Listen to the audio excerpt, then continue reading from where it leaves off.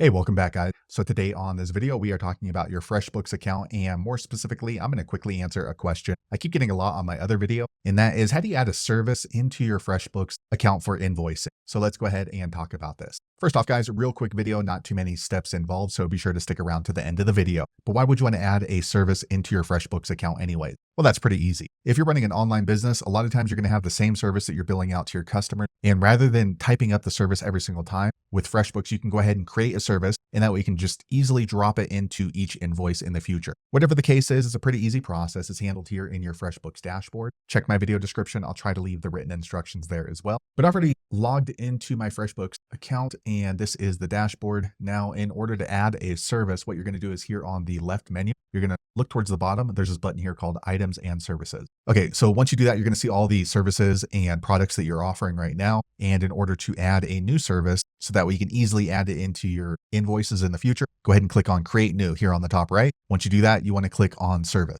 Okay, so here we can go ahead and add the service. So first you want to go ahead and name the service. So you want to make this easily recognizable for you and your customer. So for example, if we're doing Twitter marketing, okay. And next we want to go ahead and type up a description. So it doesn't have to be a full description, but you want to make it clear enough that way your customer in the future understands what they're paying for. So that way they're not really going to try to contest why they paid you for that service. So let's say gain 500 new Twitter followers each month.